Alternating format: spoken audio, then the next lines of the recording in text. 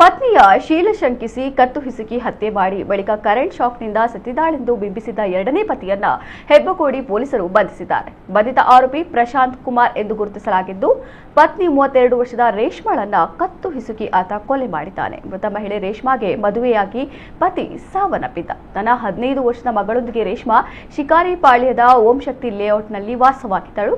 ಇದೇ ವೇಳೆ ಇನ್ಸ್ಟಾಗ್ರಾಂನಲ್ಲಿ ಆರೋಪಿ ಪ್ರಶಾಂತ್ ಕುಮಾರ್ ಪರಿಚಯವಾಗಿತ್ತು. ನಂತರ ಇಬ್ಬರ ನಡುವೆ ಪ್ರೀತಿ ಶುರುವಾಗಿ ಕಳೆದ 9 ತಿಂಗಳ ಹಿಂದೆ ಮದುವೆಯಾಗಿದ್ದರು. ಆದರೆ ಮದುವೆಯಾದ ಬಳಿಕ ಪತ್ನಿಯ ಶೀಲ ಶಂಕಿಸಿ ಪ್ರಶಾಂತ್ ಪ್ರತಿದಿನ ಜಗಳವಾಡ್ತಾ ಇದ್ದಂತೆ.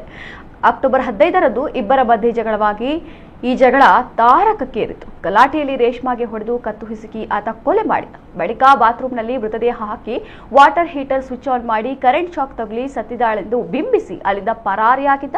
ಸದ್ಯ ಹೆಬ್ಬಗೋಡಿ ಪೊಲೀಸರು ಪ್ರಕರಣ ದಾಖಲಿಸಿಕೊಂಡು ಆರೋಪಿಯನ್ನು ಬಂಧಿಸುವಲ್ಲಿ ಯಶಸ್ವಿಯಾಗಿದ್ದಾರೆ.